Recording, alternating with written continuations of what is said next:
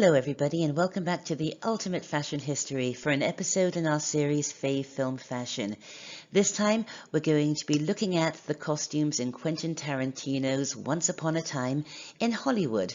I'm fashion historian Amanda Hallay and I'm going to be weighing in on just how accurate these costumes actually are. Once Upon a Time in Hollywood opened last night, and I woke up this morning to a ton of emails from people saying, "Hey Amanda, have you seen it? I saw it last night.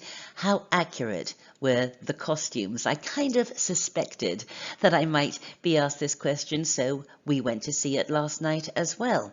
Now, earlier this year, I brought out an episode on Sharon Tate in our 20th Century Style Icon series. I think I said in that episode that there were a few movies based on the Tate LaBianca murders coming out this year because, of course, it's the 50th anniversary of that awful event.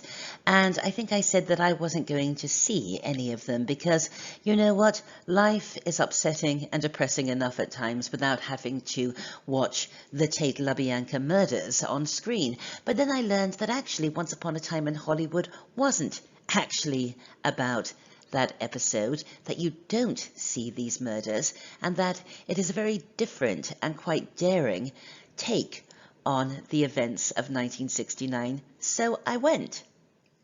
Weirdly, just a few days ago, I went to see this, Echo in the Canyon. It's a documentary about the music scene and the art scene in Laurel Canyon in the late 1960s. Both Echo in the Canyon and Once Upon a Time in Hollywood were inspired by Jacques Demy's model shop of 1969, which of course is the archetype for that look at old Hollywood becoming young Hollywood, glamour giving way to perhaps a slightly more tawdry Los Angeles, and the older generation giving way to the younger generation. Of course, there was an awful lot of fashion and street style in Model Shop. And what's really interesting is that in the documentary Echo in the Canyon, it gave no indication as to the atmosphere, the vibe of Los Angeles in the late 1960s, whereas Once Upon a Time in Hollywood absolutely did. Barbara Ling's production design was superb. The attention to detail that went into recreating the streets of 1960s LA was remarkable. I was blown away by it. And this extended to the costumes. The late 1960s can often trip costume designers up a little, but not costume designer Arianne Phillips, who did a remarkable job on costuming such a huge cast in Once Upon a Time in Hollywood. Not only did she get the period absolutely right, but she also dressed to character. Leonardo DiCaprio, oh lovely Leo, how I love him so, plays a kind of down on his luck TV Western star, and Brad Pitt plays his stunt double, and they have this sort of codependent friendship, and they are costumed perfectly to their individual characters. Margot Robbie plays Sharon Tate, as you probably know, and although it's a very small role with very little dialogue, Margot delivers a particularly sweet performance that really goes forth to make the movie work. Arianne Phillips did an awful lot of research into Sharon Tate and her favourite designers and replicated a lot of Sharon's most iconic fashion moments. For example, her Ozzie Clark snakeskin coat. And here is Sharon wearing the coat. And even when a piece of wardrobe didn't duplicate exactly something that Sharon Tate was photographed in, it certainly conveyed this spirit, this whole breezy, youthful Californian vibe that exemplified Sharon's approach to fashion. Now, all of the wardrobe in Once Upon a Time in Hollywood is a mix of vintage and stuff that was made for the movie.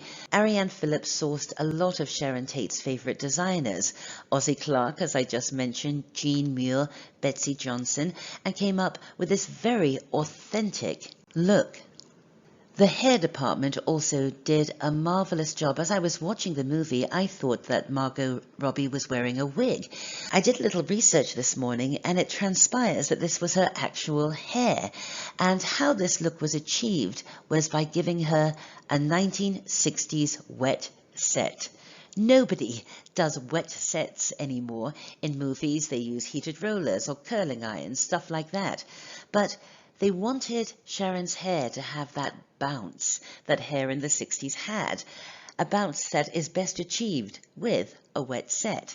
Anyway, I discuss all of the real Sharon Tate's hair, beauty and fashion ideas in our episode in 20th Century Style Icons. I'll link to it at the end of this video in case you want to watch it. But it wasn't just 1969 that the costume department in Once Upon a Time in Hollywood had to recreate. Take a look at this still here of Leonardo DiCaprio's character appearing on Hullabaloo in the mid-1960s.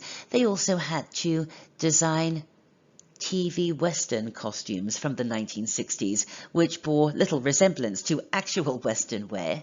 Now, because the movie only opened last night, there aren't that many stills available for me to pull for this episode, but every piece of costume in this movie was spot on. The clothing worn by Bruce Lee and Mama Cass and Michelle Phillips and Steve McQueen.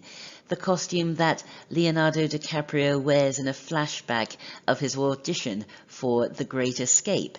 So the movie jumps around in time, but it also jumps around in terms of filmic genres, which of course Tarantino is the master of. But perhaps the wardrobe that personally impressed me the most was the wardrobe for the Manson Family girls. So often, costume designers get hippie wrong, because when we think hippie, we think tie-dye, we think color, we think happiness and flowers, but real hippies like the Manson family, who had dropped out of society and were sort of living off the grid, had this look. It was dark, it was kind of droopy and stringy. And Arianne Phillips captured this perfectly. I wish there were more stills from the movie that I could pull, because when you see them en masse, they almost look like zombies with ripped or fraying clothing and this stringy long hair. It was really well done. So I am officially giving the costumes in Once Upon a Time in Hollywood a resounding 10 out of 10, along with the production design, the art design, the hair and the makeup. The movie itself I'm giving 10 out of 10 to for concept, for daring and for quite a brilliant conceit. The movie itself I think I'll give 7 out of 10.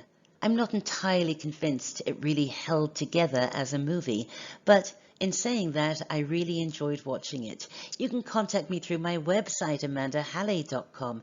Join the Ultimate Fashion History Facebook group. We always have a lot to talk about over there. Check out our books at our publishing company, Dean Street Press. I'll be back very soon with more episodes here on the Ultimate Fashion History, so just click that little circle to subscribe. And as always, thanks for watching. Bye for now.